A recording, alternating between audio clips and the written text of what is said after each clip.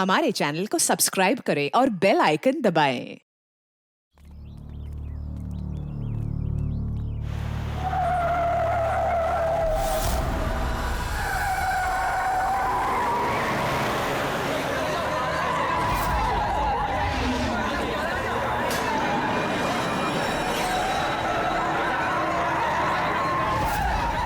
अरे बबलू भाई!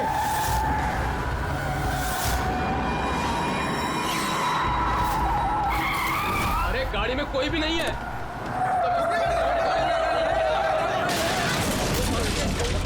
पेड़ से जाके ठोकी थी गाड़ी।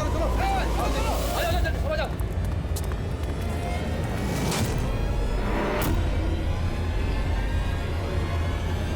अरे बबलू भाई, अंदर तो देखो, ड्राइवर नहीं है।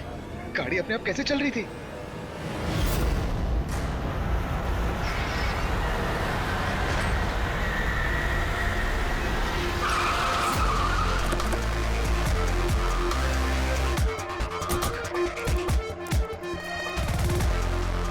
सलाम साहब। क्या बात है? एक्सीडेंट के केस में सीआईडी को बुलाया तुम लोगों ने? सर मुझे लगा है नॉर्मल एक्सीडेंट नहीं है, इसीलिए। क्यों? ऐसा क्यों लग रहा है? सर आइए खुद ही देख लीजिए, आइए।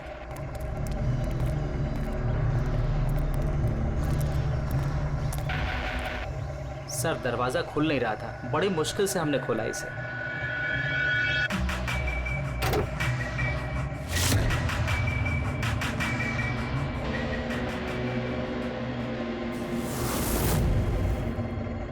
ये पहले किसने देखा?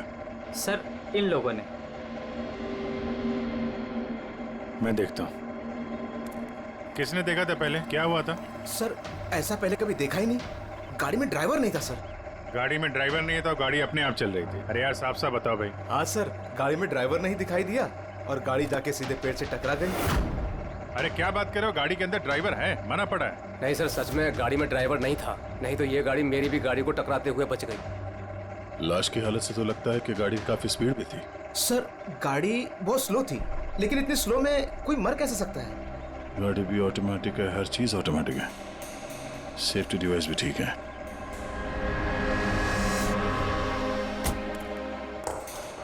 ये लोग तो बोल रहे हैं कि इन लोगों ने इसे ड्राइव करते हुए देखा ही नहीं। अच्छा, तो हो सकता है ये ड्राइवर पहले से घायल हो, जिसकी वजह से ये ड्राइविंग सीट से फिसल के स्टीयरिंग के नीचे जो जगह है वहां पे सरक गया और उसके बाद ही एक्सीडेंट हुआ हो। शायद इसीलिए नहीं दिखा होगा। कुछ पता चला कौन है? कुछ आईडी वगैरह? अरे हाँ, इसका नाम अमन है और उसका ये मोबाइल है पूरी तरह से टूट गया। और एक बात अभिजीत, ये गाड़ी ऑटोमेटिक है, ये देखो इंजन अभी भी ऑन है, ऑफ नहीं हो रहा है। हो सकता है जब ये एक्सीडेंट हुआ हो उसकी वजह से जो इम्पैक्ट हुआ उससे ये कार का कंप्यूटर क्रैश हुआ। यार ये लोग तो बोल रहे हैं कार बहुत स्लो थी जब टकराई। ऐसा इम्पैक्ट?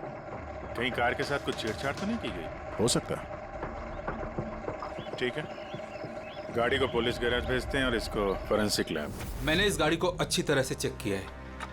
इस कार को मॉडिफाई किया गया है, एक्स्ट्रा सेफ्टी फीचर्स दिए गए हैं।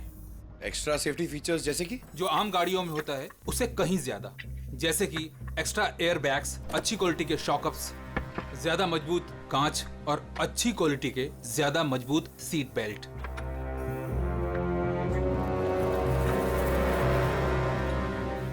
ये देखो, निकोटीन पैच।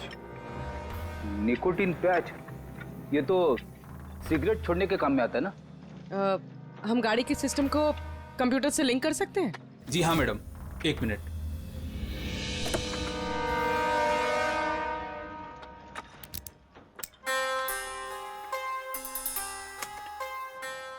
मैम, किसी ने सेटिंग चेंज किया है। कार के सॉफ्टवेयर को हैक किया गया है। खिड़की के कांच से लेकर ब्रेक तक सब कुछ कोई और कंट्रोल कर रहा था। अगर सब कुछ कोई और कंट्रोल कर रहा था, फिर हादसे के बाद इंजन उसने बंद क्यों नहीं किया? टक्कर की वजह से कार का वायरलेस सिस्टम डैमेज हो गया था, इसलिए कार बंद नहीं हुई। गाड़ी को हैक किया गया? मतलब ये एक्सीडेंट नहीं है, ये तो मर्डर है।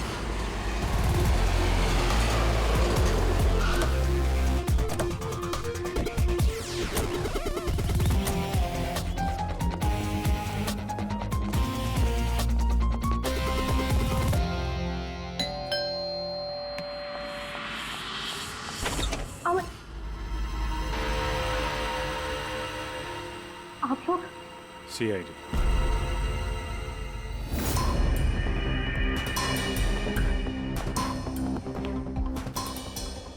इस आदमी पर कोई टैंकर चढ़ गया था क्या? सारी की सारी हड्डियां टूट गई हैं। कोई टैंकर वैंकर नहीं चढ़ा था इसके ऊपर साउंड के। एक छोटा सा एक्सीडेंट हुआ था यार। छोटा सा? और वो भी किसी ने करवाया था। आपके पति अमन का एक्सीडेंट हुआ है और वो नहीं रहे। आपको कैसे पता? अमन को कार नहीं चलानी चाहिए थी। वो कभी कार नहीं चलाता था सर, क्योंकि उसे पता था कि छोटा सा झटका भी उसकी जान ले सकता है। पर आप लोग, मेरा मतलब है कि सीआईडी यहाँ पे। जी, क्योंकि हमें लगता है कि उनका खून हुआ है। खून? पर ऐसे कैसे हो सकता है सर? एक्सीडेंट से पहले तो अमन मुझसे फोन पे बात कर रहा था, हम दोनों फोन पे बात कर रहे थे कि अचानक फोन कट हो गया। मैंने बहुत ट्राई किया लेकिन फोन नहीं मिला। मैं समझ गई थी कि कुछ तो ठीक नहीं है। अमन कभी भी खुद गाड़ी ले जाकर इतना बड़ा जोखिम नहीं उठा सकता था। खुद ड्राइव नहीं करते हैं तो ड्राइव कौन करता है? सर, हमारा एक ड्राइवर है। कहाँ वो ड्राइवर कहाँ है अभी? उसकी तबीयत खराब थी इसलिए वो छुट्टी पर है। कहीं उस ड्राइवर नहीं तो कुछ गड़बड़ नहीं गई गाड़ी में? नहीं सर, हमारा ड्राइवर बहुत ही भरोसेमंद इंसान है। वो ऐसा कभी नहीं कर सकता। पिछले 15 साल से वो हमारे लिए कार चला रहा है। सर, इसके शरीर पर 7 जगह हड्डियों के टुकड़े टुकड़े हो गए। 43 जगह हेयरलाइन फ्रैक्चर्स हैं और 21 जगह माइन्यूट फ्रैक्चर्स हैं। और हैरानी की बात तो ये है कि इसके पहले भी इसके शरीर पर बहुत सारे फ्रैक्चर्स हो चुके थे जो अब हील हो गए। बस इन हड्डियों के टूटने की वजह से इसके शरीर के नाजुक अंग जैसे हार्ट, फेफड़े, ये सब डैमेज हो गए और मौत भी शायद इसी वजह से हुई है। साळुंखे, ये जो निशान है स्क्वेरिश, ये कैसे निशान है? बस ये निकोटिन पैचेस के निशान है। इसके शरीर पे बहुत ज्यादा है। इसे सिगरेट पीने की लत थी और वो इसे छोड़ना चाह रहा था। Nicotine patches? अच्छा। और फिर यार अभी तारिका ने बताया कि इसके शरीर पर पुराने फ्रैक्चर्स के निशान भी हैं, बहुत सारे। ये पुराने फ्रैक्चर्स का क्या मतलब हो सकता है? अमन को ड्राइविंग तो आती थी ना? हाँ सर। तो फिर जोखिम किस बात का? अमन मेरे या आपकी तरह नहीं था सर। छोटे से छोटा झटका भी उसकी जान ले सकता था। ड्राइविंग की वजह से उसकी जान को खतरा था। इसीलिए हमने कार में भी काफी मॉडिफिकेशंस करवाई थी और ड्राइवर को भी कहा था कि कार आराम से चलाए। छोटा झटका भी उसकी जान ले सकता था? क्या मतलब? क्या कुछ था उसको? कोई प्रॉब्लम थी? सर, अमन का शरीर कमजोर था, नाजुक था। यार तू क्या कर रहा है साउंड के? अरे तू ये ऑस्टियोजेनेसिस इम्परफेक्ट है। ऑस्टियोजेनेसिस इम्परफेक्ट मतलब ब्रिटल बोन डिजीज? एग्जैक्टली, भंगुर अस्थि रोग। मतलब इसकी हड्डियां भंगुर हैं। और इसीलिए बॉस, इसकी हड्डियों को अगर जरा सा भी झटका लगे तो चकनाचूर हो सकती हैं। 25 से ज्यादा बार उसके फ्रैक्चर्स हो चुके थे। हमेशा खतरा रहता था उस पे। मुझसे जितना हो सके मैं उसकी सुरक्षा का ख्याल रखती थी ताकि उसे कोई झटका न लगे। घर में, कार में हमेशा उसकी सुरक्षा का ध्यान रखती थी। यहाँ तक कि जब अमन को पता चला कि सिगरेट पीने से हड्डियाँ कमजोर होती है तो अमन ने पूरी कोशिश की सिगरेट छोड़ने की। तभी इतने मामूली एक्सीडेंट से भी ये हाल हो गया था शरीर का। लेकिन वो अचानक गाड़ी लेके कहाँ गया था? सर, मुझे नहीं पता, लेकिन जब वो अकेला गाड़ी लेकर चला गया तो मुझे उसकी बहुत चिंता हुई और मैंने अमन को फोन किया। हेलो अमन। या बेबी बोलो। अच्छा, तो तुम खुद ड्राइव कर रहे हो। तुम्हें पता है ना तुम्हारा ड्राइव करना कितना ज्यादा खतरनाक है, लेकिन तुम मेरी बात सुनते तक नहीं। वैसे ऐसा कौन सा जरूरी काम था जिसके लिए तुम खुद गाड़ी लेकर निकल गए? ड्राइवर तक का वेट नहीं किया गया तुमसे। जरूरी था स्वीटहार्ट, लेकिन तुम परेशान मत हो, मैं गाड़ी आराम से ही चला रहा हूँ। अमन, मुझे ऐसा क्यों लग रहा है कि तुम मुझसे कुछ छुपा रहे हो? देखो सुप्रीति, मैं मानता हूँ कि मैं सारी बातें तुमसे शेयर नहीं कर पा रहा, लेकिन इसका मतलब ये नहीं कि तुम उल झुल बातें सोचने लग जाओ। है कुछ प्रॉब्लम्स, मैं उन्हें सॉल्व कर लूँ, फिर तुम्हें सब कुछ बता दूंगा। प्रॉब्लम्स? तुम अभी क्यों नहीं बता सकते मुझे? क्योंकि ये सब खतरनाक है, वो लोग बहुत खतरनाक हैं, मैं तुम्हें नहीं बता सकता। खतरनाक लोग? Oh no. Aman, Aman, hello. कौन सा प्रॉब्लम? और ये किन खतरनाक लोगों की बात कर रहे थे वो? कुछ पता है आपको? सर, मैं कुछ नहीं जानती।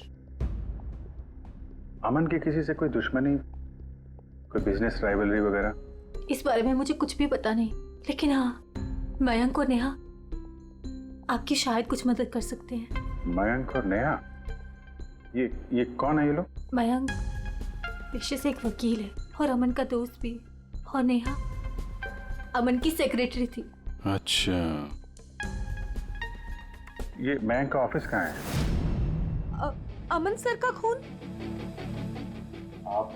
मैं नेहा, अमन सर की सेक्रेटरी। लेकिन अमन की मौत तो एक्सीडेंट में हुई है ना? जी हाँ, मौत तो एक्सीडेंट में हुई है, लेकिन एक्सीडेंट अपने आप नहीं हुआ है। करिए बताइए कि आप दोनों मिस्टर अमन को कब से जानते हो? मतलब कब से काम कर रहे हो उनके साथ? सालों से। हम लोग साथ में काम ही नहीं करते थे, बल्कि बहुत अच्छे दोस्त भी थे। अमन की बीमारी की वजह से ज़्यादातर बिजनेस वगैरह मैं ही हैंडल करता था। और नेहा जी आप? सिर्फ मैं और मयंक सर ही तो थे, अमन सर का पूरा बिजनेस संभालते थे। वैसे बिजनेस क्या है उनका? इन्वेस्टमेंट का बिजनेस है।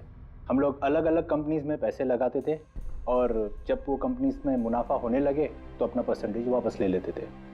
ऐसी 50 कंपनीज है जहाँ पर पैसे लगाए थे अमन ने। किस तरह का कंपनीज में इन्वेस्ट करते थे ये? वैसे तो कई सारी कंपनीज में पैसे लगाए थे, लेकिन उनकी सबसे ज़्यादा दिलचस्पी 20-30 फार्मास्यूटिकल्स कंपनीज में थी।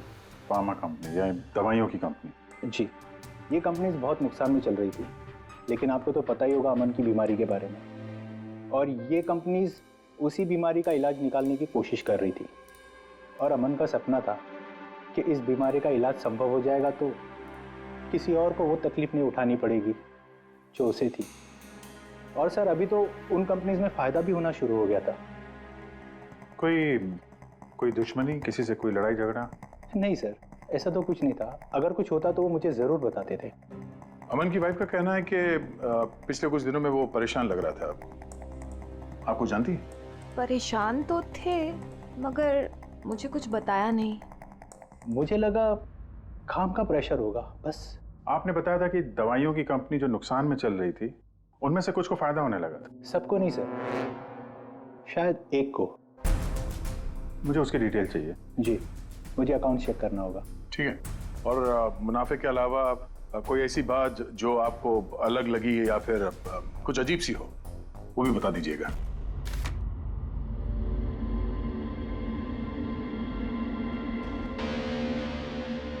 ये जादव है सर, अमन का ड्राइवर। काफी परेशान लग रहा है वो। देखते हैं।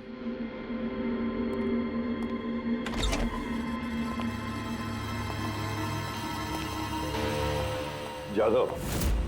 जी सर। अमन के ड्राइवर है ना? जी सर। क्यों, छुट्टी पर क्यों गए थे तुम?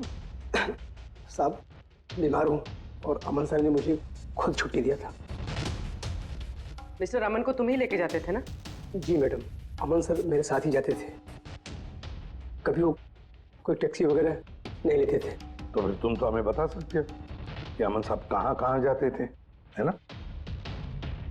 जी जी। ये देखो जादव, ये जगह पर उनकी मौत हुई थी।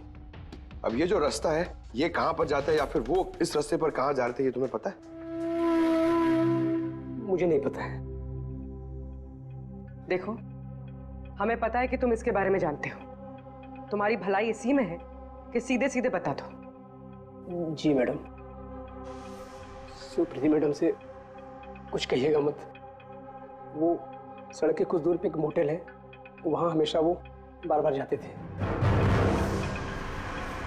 मोटेल में बार बार जाते थे? क्यों, इससे मिलने जाते थे? जी साहब, एक मैडम थी,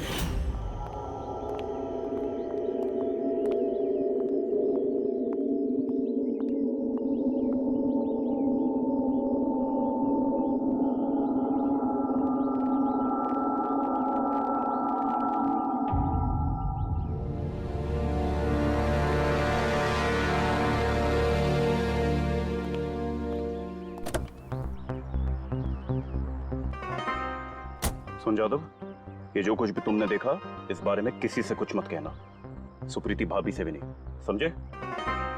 ओके? जी सर। मैडम थी, मतलब अमन का उस औरत के साथ चक्कर चल रहा था। जी छोटी मुंह बड़ी बात, साहब छुप छुप के उस मैडम से अगर मिलते थे तो इसका मतलब तो यही निकलता है। अमन उस औरत से मिलने जा रहा था जब ये हादसा हुआ। तो हो सकता है वो औरत अब भी वहीं पर हो, उसी मोटल में। चलकर मिलना पड़ेगा इस औरत से।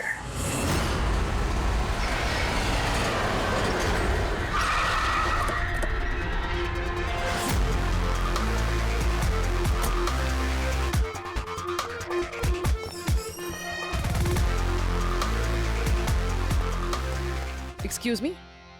Yes madam, how can I help you? हम किसी से मिलने आए हैं। लेकिन आप लोग हैं कौन और किससे मिलना है आप लोगों को? हम लोग सीआईडी से। ये आदमी, ये आपके मोटेल में आता जाता रहता है? हाँ मैडम। किससे मिलने आता है? हमारे होटल के रूम नंबर 305 में एक मैडम रुकी हुई है, रूही। वो उनसे अक्सर मिलने आता रहता है। 305? यस सर, वो अभी चेकआउट करने वाली है। ये रूही हाथ से निकलनी नहीं चाहिए। कहाँ से जाना है? सर यहाँ से लेफ्ट। पंकज, स्टेयरकेस से जाओ, हम दोनों लिफ्ट से जाते हैं।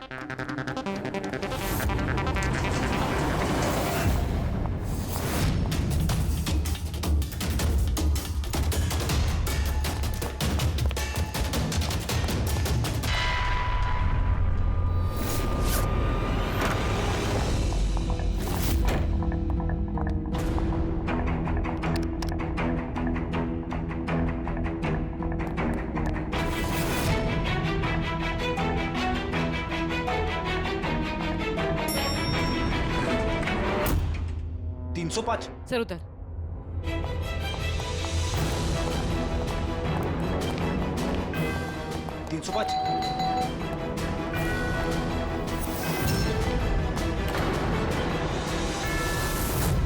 रूही? नो। ए, रुको! पूर्वी! रूही, मुझे मत मारो, प्लीज। रुको। रूही, रूही, रूही, रूही, रूही, रुको, रूही।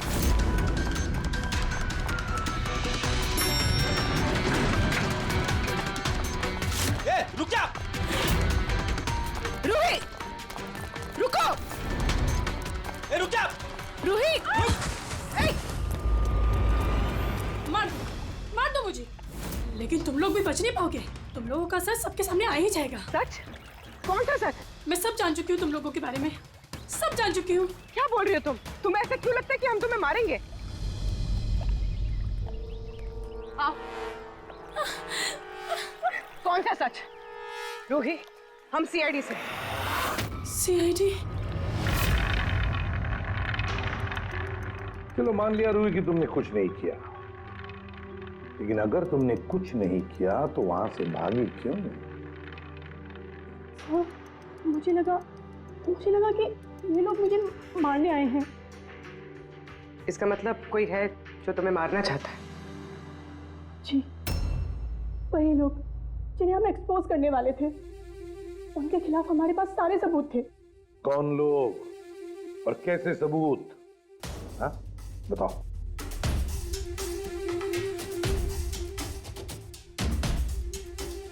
इसे तुम जानती हो ना, यमन है ना, इसी के साथ तुम मिलकर काम करती थी, इसी के साथ मिलकर तुम उन लोगों को एक्सपोज करने वाली थी जिसकी वजह से अमन की जान चली गई। देखो भी, अब शायद तुम्हारा नंबर है, वो लोग तुम्हें मारेंगे। सर मैं मरना नहीं चाहती, सर। तो फिर बताओ जल्दी, कौन लोग हैं वो? उनका राज छुपाने से वो तुम्हें छोड़ेंगे नहीं। सर,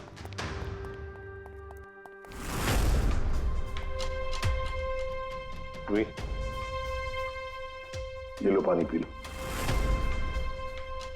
पियो। और मैंने जो कहा ठंडे दिमाग से सोचो, अपने बारे में सोचना जरूर। मैं आता हूं।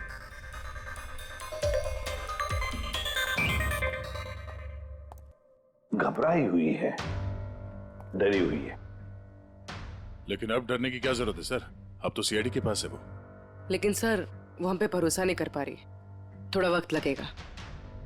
से जो अमन का वकील है मयांक, उससे क्या पता चला? सर अमन ने बहुत सारी दवाई की कंपनियों में पैसा लगाया था, लेकिन वो सब की सब घाटे में चल रही थी। एक कंपनी है जिसने अभी अभी फाइनली फायदा करना शुरू किया था, CRM फार्मास्यूटिकल। और सर ताजुब की बात यह है कि अमन ने पिछले हफ्ते ही इस कंपनी के साथ जितने भी डीलिंग्स है वो सब तोड़ दिए, और मयंक भी इस बात से काफी हैरान था। सर वही तो समझ में नहीं आ रहा है कि इस अमन ने जब ये कंपनी लॉस में जा रही थी तब उसके साथ तो डील नहीं तोड़ा, और जब ये कंपनी प्रॉफिट कर रही है तब डील तोड़ने जा रहा है। और सर वो मयंक से कभी कोई बात छुपाता नहीं था, उसने ये बात मयंक को बताई भी नहीं। हाँ सर, मयंक ने उसका भरोसा तोड़ दिया होगा सर। आओ जरा। रोहित, CRM फार्मास्यूटिकल्स के साथ जो अमन की डील थी वो तुम्हारी वजह से कैंसिल हो गई है ना? वरना उसके पास ऐसी कोई वजह तो थी नहीं। अब सच सच बता दो कि डील तुमने क्यों तोड़वाई? क्योंकि उसने मेरे भाई का खून किया। भाई का खून?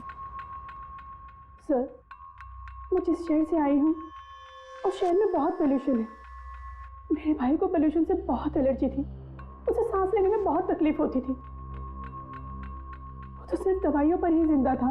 एक मिनट, और वो दवाइयाँ थी CRM फार्मास्यूटिकल कंपनी की, हैं? जी सर, और सबकी सब नकली थी। मेरे भाई के ऊपर कोई असर ही नहीं कर रही थी, और ये बात हमें बहुत लेट पता चली, और मेरे भाई की जान चली गई। तुम्हें कैसे पता चला कि वो दवाई नकली थी? सर, मैं खुद एक प्राइवेट कंपनी में केमिस्ट हूँ। जब ये दवाइयाँ मेरे भाई पर असर ही नहीं कर रही थी तो मुझे शक हुआ कि क्या बात हो सकती है, तो मैंने उन दवाइयों को खुद से टेस्ट किया और मेरा शक बिल्कुल सही निकला। सारी दवाइयाँ नकली थी। नकली थी मतलब? सर, हर एक दवाई एक खास केमिकल से बनती है, और जिस दवाई की मेरे भाई को जरूरत थी वो केमिकल तो उस दवाई में था ही नहीं, जिसकी वजह से वो दवा उस पर असर भी नहीं कर रही थी। और अमन इस कंपनी में एक इन्वेस्टर था।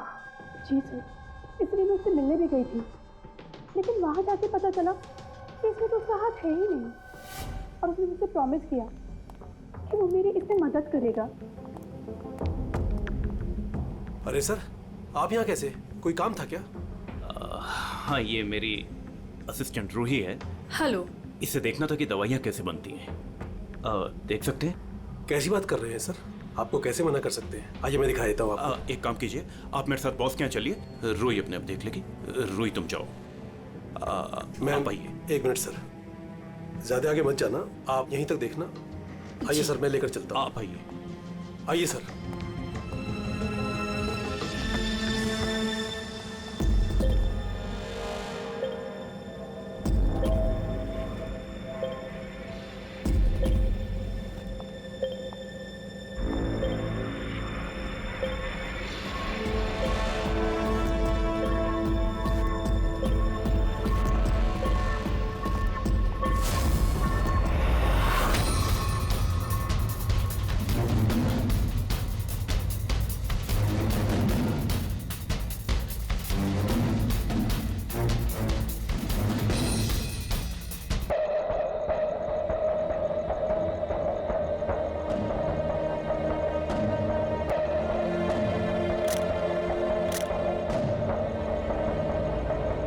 ये तो वही केमिकल है, लेकिन ये लोग यहाँ से बाहर क्यों लेके जा रहे हैं? फिर हमने सारे सबूत जुटा लिए थे और सारे सैंपल्स भी टेस्ट किए थे।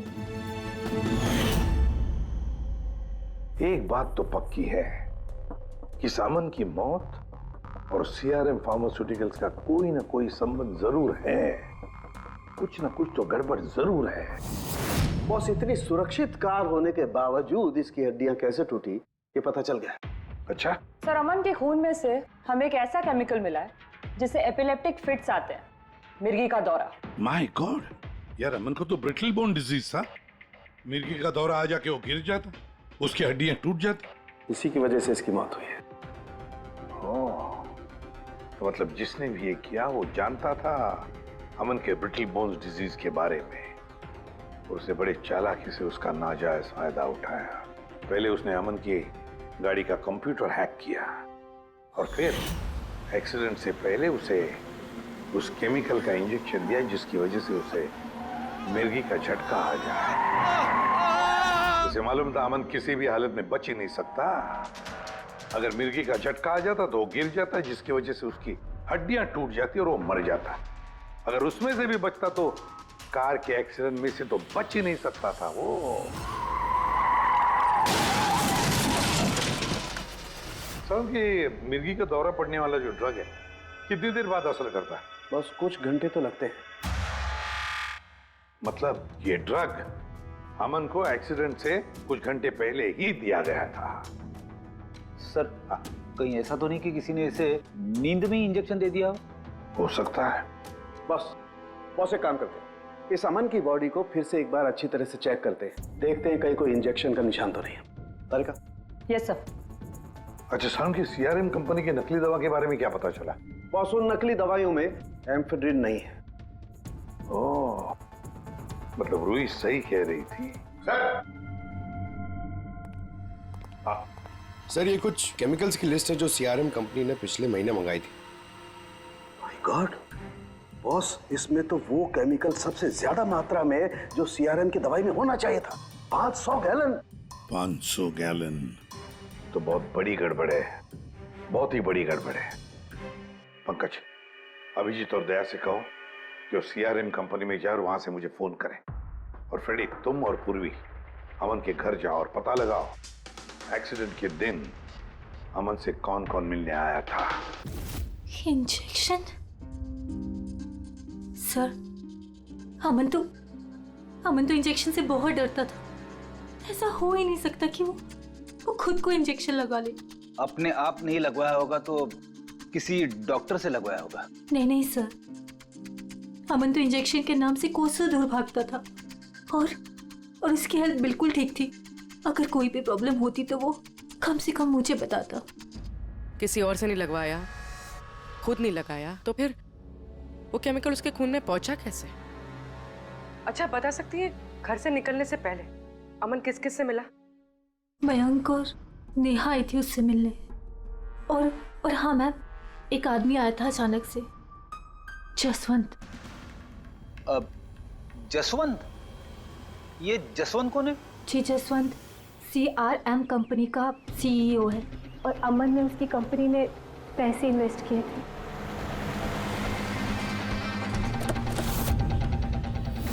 मिस्टर जसवंत, आप अमन के घर गए थे उससे मिलने के लिए उसके एक्सीडेंट के कुछ घंटे पहले? जी सर, मैं गया था लेकिन मिल नहीं पाया था। तो दरअसल उनकी वाइफ ने मुझे बताया कि वो सो रहे हैं, तो मैंने सोचा वो शायद मुझे अवॉइड करना चाहते होंगे, तो मैं वापस चला आया। पापा, अमन ने हमारे साथ बिजनेस डील कैंसिल की, फिर भी आप उससे मिलने गए थे? जी बेटा, क्योंकि मैं उनको वापस लाना चाहता था।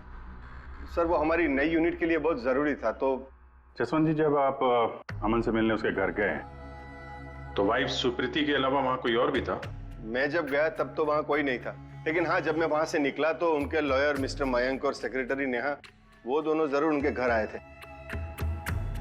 अच्छा, ठीक है, थैंक यू वेरी मच।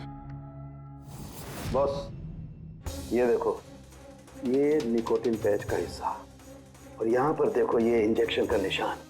खूनी ने यहीं से वो मिर्गी के दौरे वाला इंजेक्शन इसे दिया है। इसका ये हिस्सा सुन्न करके, हाँ, और वो इस पैच के जरिए। इसे इमला पैच कहते हैं। इमला पैच?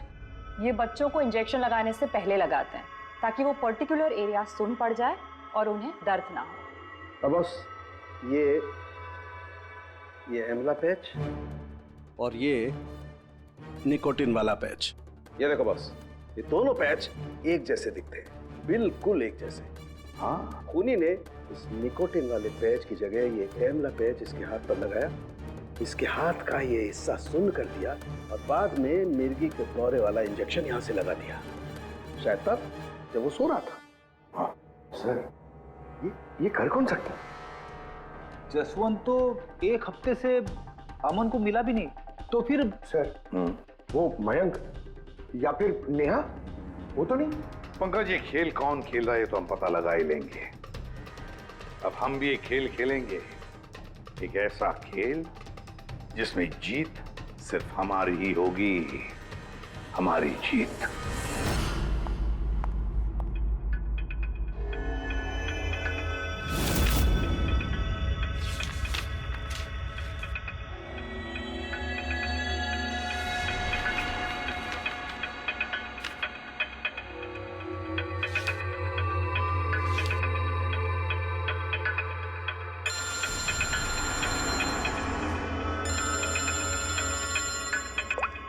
हेलो, मेरा कुरियर तो तुम तक पहुंच गया होगा।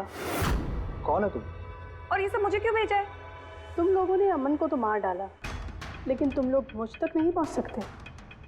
अगर तुम लोग चाहते हो कि मैं अपना मुंह बंद रखूं, तो मुझे 5 करोड़ रुपए देने होंगे।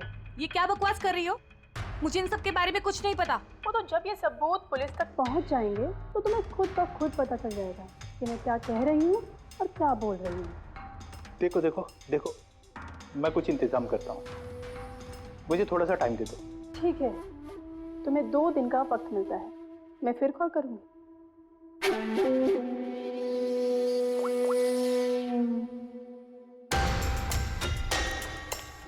तो मास्टरमाइंड ये मयंक है।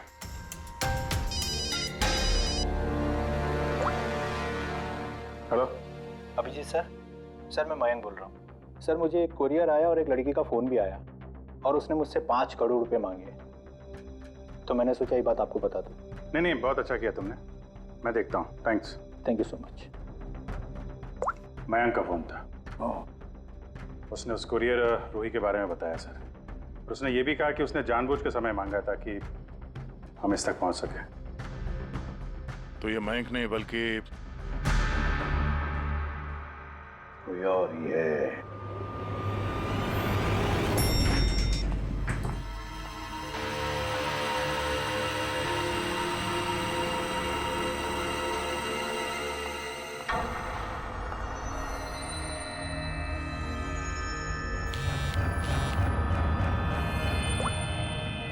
हाँ सर।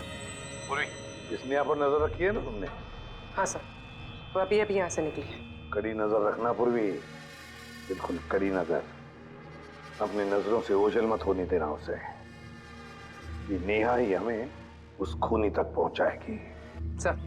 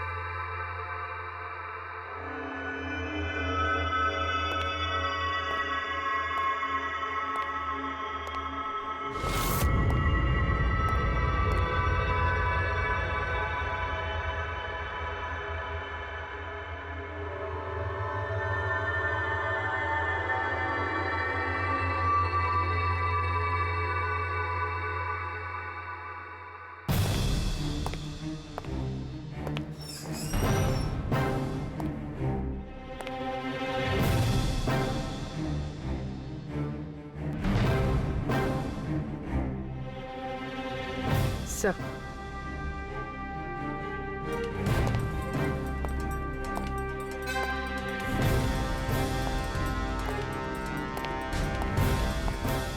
क्या हुआ? इतनी जल्दी में क्यों बुलाया? क्या है ये सब?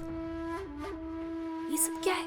तुमने तो कहा था कि किसी को कुछ पता नहीं चलेगा, फिर हमारे बारे में ये लड़की सब कुछ कैसे जानती है? डोंट वरी बेबी, मैं सब संभाल लूंगा। मैं हूं ना, जैसे उस अमन को ठिकाना लगाया वैसे इस लड़की को भी ठिकाना लगा दूंगा। तुम टेंशन मत लो, ओके?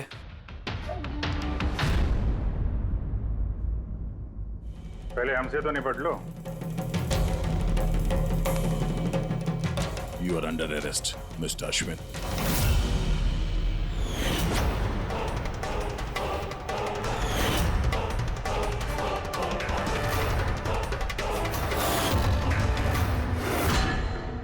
अश्विन के पास तो वजह थी, तुमने अपने बॉस का खून क्यों किया? हम दोनों एक दूसरे से प्यार करते। जब मुझे पता चला कि अमन सर सीआरएम फार्मास्यूटिकल की जांच कर रहे हैं, तो ये बात मैंने अश्विन को बता दी ताकि वो लोग अपनी गलतफहमियां दूर कर सके। लेकिन इसने तो अमन को ही दूर कर दिया। क्यों अश्विन? मैं जानता था कि अमन को कुछ समझाने का कोई फायदा नहीं होगा। वो तो हमें जेल भिजवा के ही रहता। तुमने मेरे भाई को मारा, अमन का खून किया, और ना जाने कितने मासूमों की जान ली होगी तुमने अपनी इन नकली दवाइयों से। बिजनेस में बहुत घाटा हो रहा था, नुकसान पे नुकसान हो रहा था। डैड नहीं मानते, इसलिए उनको बिना बताए मैंने केमिकल्स को नॉर्थ इंडिया के प्लांट में भेजना शुरू कर दिया। उससे हम नशा बनाते थे, थोड़ा प्रॉफिट हो ही रहा था। अमन ने सारा खेल बिगाड़ दिया। सिर्फ फायदे के लिए दवाइयों की जगह पे तुम ये जहर बनाने लगे थे, हाँ? मुझे कंपनी की हालत पता थी। मैंने अमन सर को अश्विन से मिलाया था ताकि वो कंपनी में इन्वेस्ट करके उसे डूबने से बचा सके। और अमन खुद को तुम लोगों से बचा नहीं पाया। ये सब कुछ मैंने अपने प्यार के लिए किया। मेरे अलावा कोई ये कर नहीं सकता था, क्योंकि वो अपने निकोटीन पैच मुझे से मंगाते थे।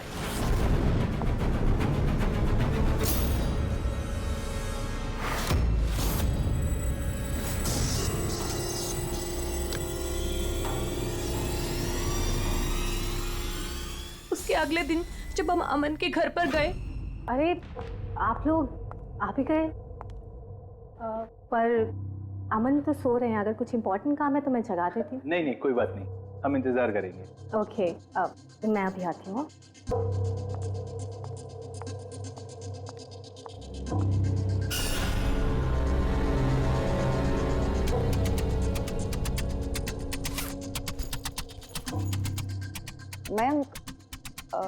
मैं जरा वॉशरूम होकर आऊं?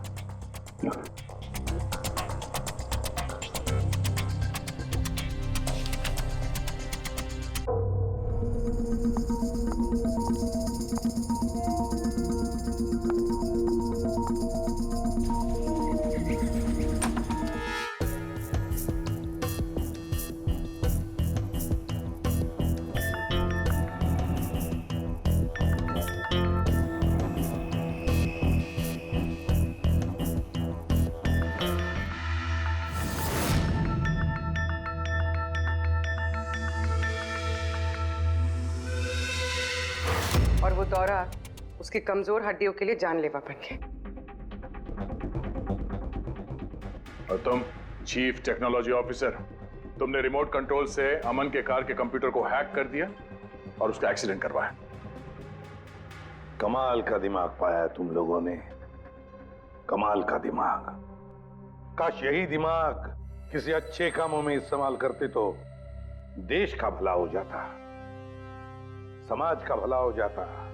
पर नहीं, तुम्हारे इस टेढ़े दिमाग ने दो मासूम लोगों की जानें ली, और पता नहीं कितने सैकड़ों लोगों की मौतें हुई तुम्हारी इस गलत दवाइयों की वजह से।